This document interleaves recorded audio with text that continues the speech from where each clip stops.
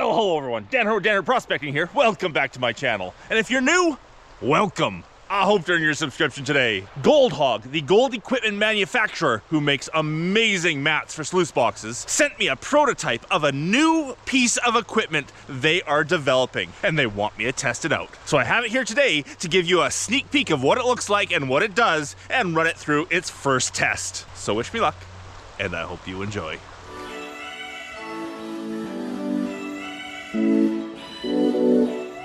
And here it is. It is a compact sluice box. It is multi-level, 3 levels plus a hopper, all in one very small little package. Runs off of 12 volts with 2 bilge pumps, and it's all a nice little compact, high banking sluice box that uses and utilizes the Gold Hog technology of their amazing mats.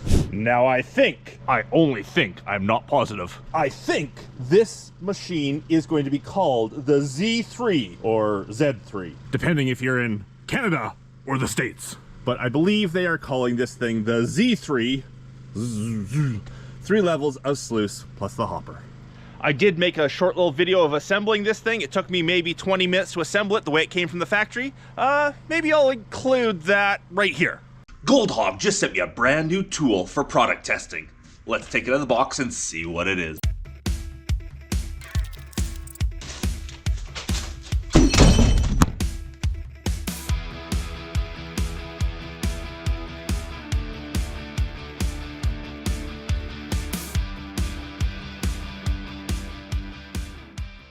And today, I've got a couple of tubs, I've got my battery. We're gonna set it up the way it's meant to be set up, as a recirculating sluice. I will also be doing a video in the field where I run this off of a gas-powered water pump. But that will be another video. Now I'm setting up today just on a little wheeled cart I have. A little wheeled cart with extremely flat tires. So a non-wheeled cart, I guess it would be. I'm just setting it up on something to give it a bit of elevation. A little bit easier for the video to have it up nice and high, even though I'll have to shovel a little higher. But for the video, it's nice to have it up nice and high. And also it gives me lots of room to put tailings buckets in behind it. And as I said, it runs off 2 bilge pumps. Those are 1,100 gallon per hour bilge pumps. I do have 2,000 gallon per hour pumps that I could use one to run this. But the way it comes from the factory, it comes with 2 pumps. I believe it would run just fine off of a 1-inch gas pump as well. At least that's what I'm going to try it on.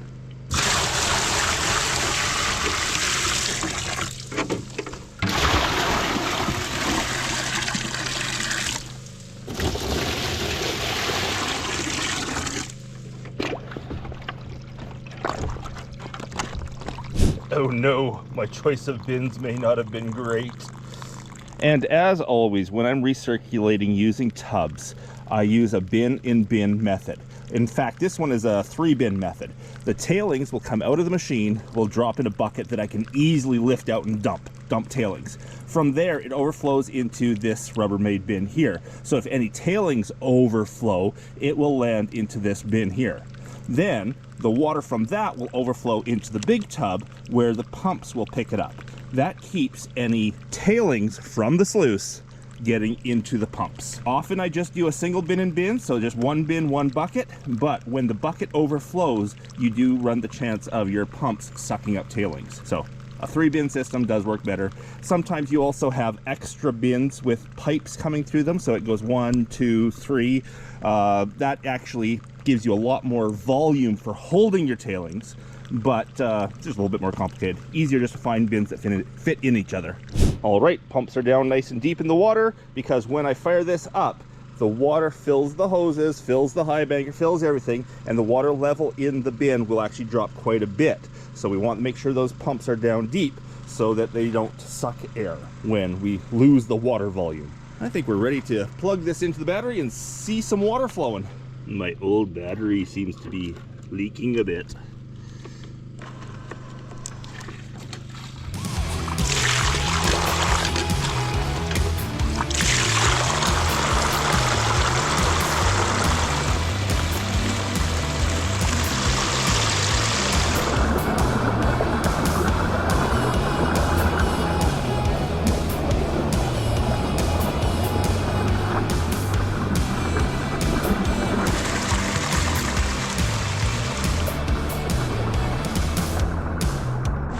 Now the hopper of this machine does have this dam, this removable dam here, which will keep rocks and stuff and clay balls and whatnot up here washing and not have them just run away. I have really loose material today, so I'm gonna pull the dam out because it's gonna wash almost instantly what I need.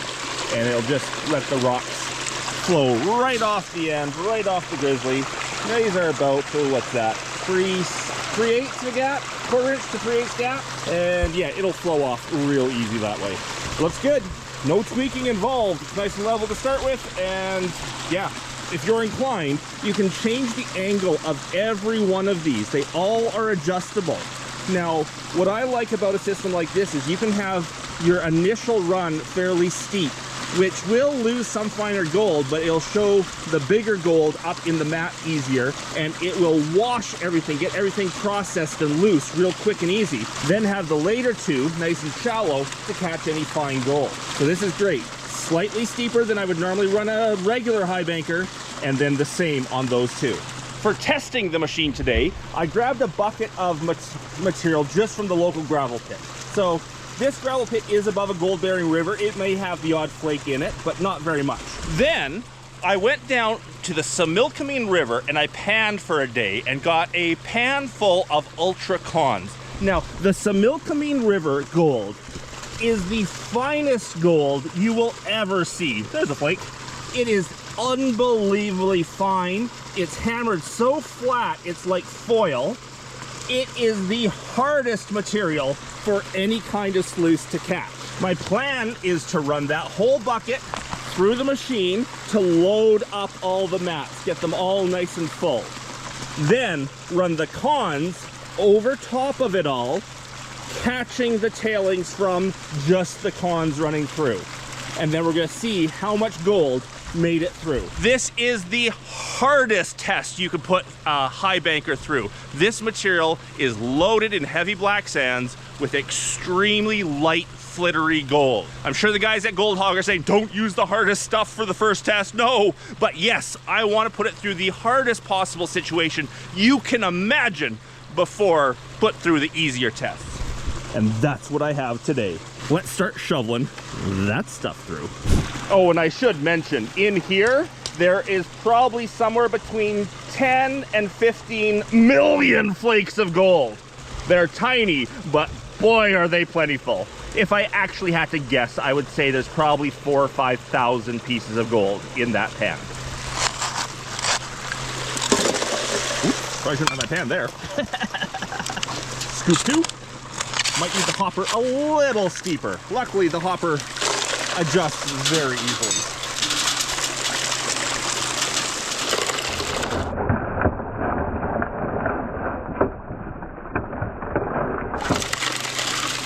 So yes, the hopper isn't quite clearing the gravel off the grizzly on its own right now. So I'm going to raise up the grizzly, give it a little bit steeper angle. And a bit steeper angle on the hopper. Now the grizzly clears itself on its own.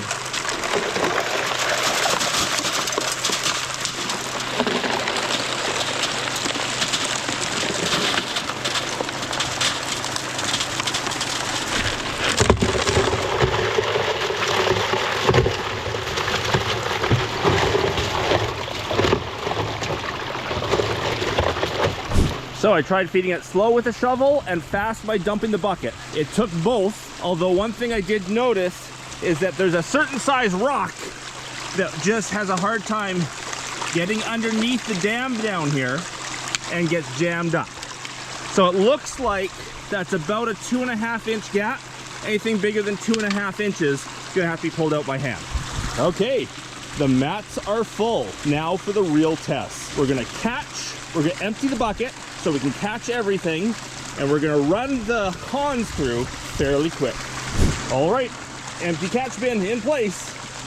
Let's start putting through some of the ultra rich cons from the Similkameen River. Finest gold around. This might not be the way to do it.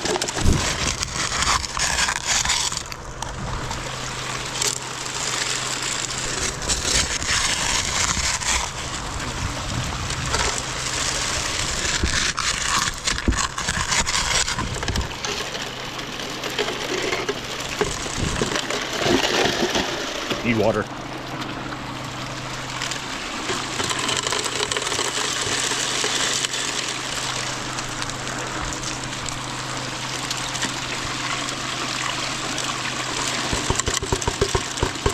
Now we're gonna let that run for about 5 minutes. That is the worst possible scenario, is letting a high banker run without adding material. Fine, fine gold, heavy, heavy black sands, running for a long time. Let's see how much gold the high banker catches versus what's in the pin. There we are. 5 minutes of running without anything. It still held lots of material in the upper mats. I'm hoping the lower mats did as well. I see gold up in the miner's moss. I can see flakes of gold up here. I can't see, oh yeah, I do see. I see gold all through here. Little specks of gold all over the place down in the mats. As I said, there were probably a few thousand pieces of gold in there. Microscopic, but lots of them. What do I do first? Test the mats or test the tailings? One thing I should point out, something I like about this system over the bore box, that's that big standing vertical sluice system they just created, is that you can take out the top mats without disassembling anything. One nut that can slide out, and the top mats is where you want to test all the time. If you want to see how you're doing, you take the top mats out and see how you're doing. You can leave the bottom ones in until the end of the day. 90% of your gold should be in that top mat. So I like the fact that one wing nut, you slide that out and it's good to test. I like that aspect of this more than the bore box, for sure. Okay, let's get the bad news first and then the good news. Let's do the tailings.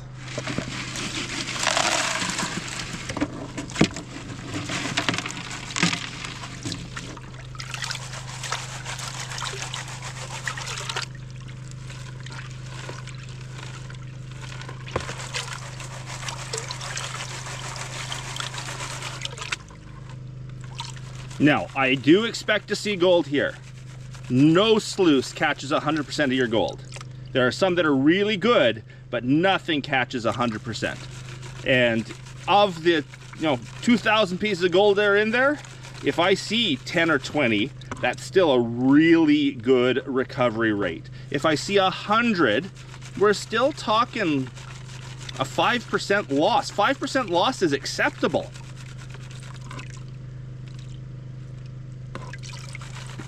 If I see 2,000 in there, whew, we know we have a problem.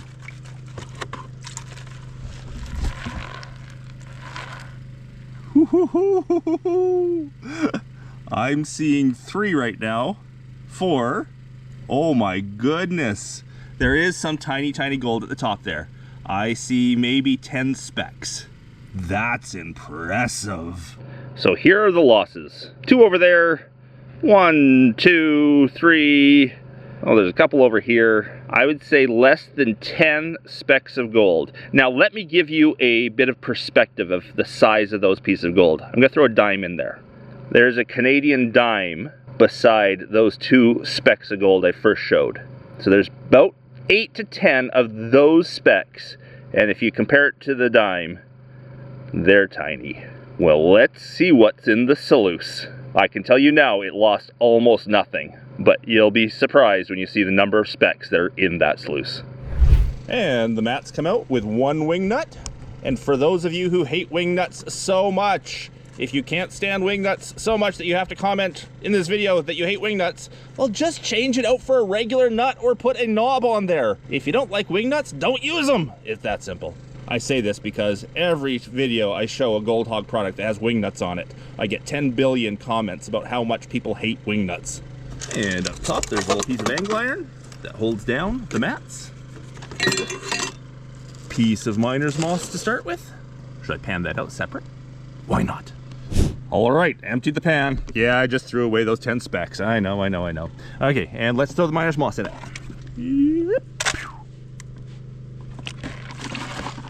Well, there's how much material is caught in the miner's moss. The miner's moss is just the crash box where the hopper drains into the first sluice. A little chunk of miner's moss for it to land on. A little crash box there. And often you'll find a lot of the gold gets caught right there in the crash box. And yes, the crash box has probably about 500 pieces of gold in it. Of course, you'll need the close-up to count them all. Again, I better throw a dime in there so you can see how small this stuff actually is.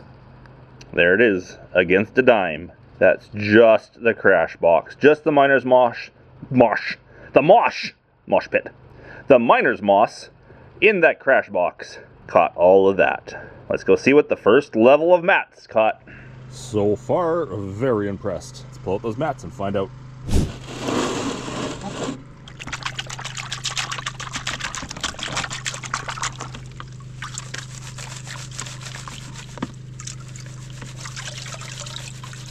Well, if the hopper mats, the miner's moss, had 500 pieces of gold, this first set of mats has 1,000 or more.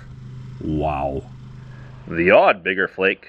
There are some bigger ones, but the vast majority is just powder. Quick, count them all. Tell me how many you counted below. And obviously I'm joking some about counting it all because I'm not even putting it all in frame. That's just what I tapped to the top edge. Back in the black sands, there's still probably that much again. And remember, in the tailings, I found less than 10 pieces of that. Okay, on to mat 2. Again, one wing nut holds in mat 2. So mat 2 was hard to get out. I'm going to talk with the guys and see if we can maybe streamline that process a bit and make it a bit easier to get mat 2 out, because that was difficult. I think mat 3 will be easier because the end of the machine is open. You can just pull it out. But mat 2, we'll see what we can do. Let's see what's got in it. Okay, the second mat, which is my third little cleanup here because I had the miner's moss first. So third cleanup, mat 2, had maybe 100 pieces of gold in there. So where the first layer of the machine had probably 1,500 to 2,000 pieces of gold, the second layer maybe has 100. And in with Mr. Dime there, you can see the gold from the second layer.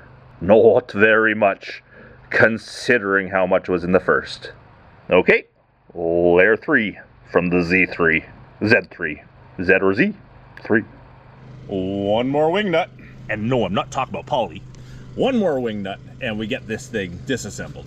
And yes, because I can pull out from the bottom, this is a really easy one to take out. It was just this upper, just this layer that was hard.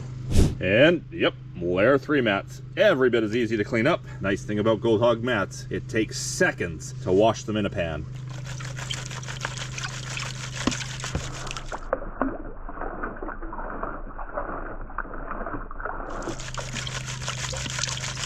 And in the third layer, we have probably 20 or 30 flakes.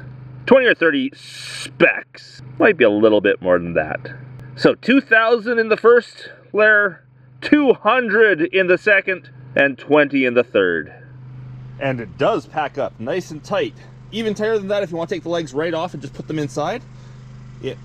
It's what? 2.5 feet long. Once it's all folded down, probably a foot thick.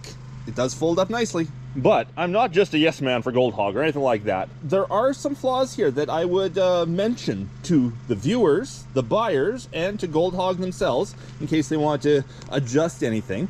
I did not like that this was such a small gap here and rocks got jammed, and as soon as a rock got jammed, water started flowing out the end away from the tub system, and I had to add water to the tub system 2 or 3 times because I was losing it out of the system. I would like to see that a bit higher. Maybe give yourself 3 inches, 4 inches, something in there so you weren't fighting those rocks. The upper mats, the top set of mats, I actually had to pull out this chunk of ready rod to get the top set of mats out. So I'm not sure why they use a chunk of ready rod here rather than the same bolts they use in other places. But if they just use like a carriage bolt or something with a round head on here, then you could pop that mat up and pull it out. I couldn't take it out without taking out that bolt. The second layer was just a pain. Undid the wing nut. I couldn't slide it out the back because the third layer was in the way. I couldn't pull it out this way. I couldn't make that curve around. I'm not sure what the solution is there. If you were out in the field, I would say every few hours check your upper mats and leave that till the end of the day. You only have to do that once, but it was awkward. Other than that, and those 2 errors are fairly small, but other than that, this thing worked perfectly. And what a great capture rate. 90% in the top. 90% of what's left over in the second, and 90% of what's left over that in the third.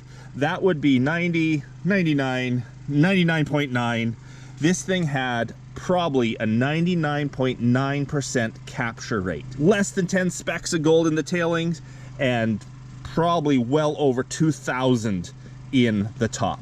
So excellent, excellent capture rate. Gold Hog mats are awesome. Well, there it is.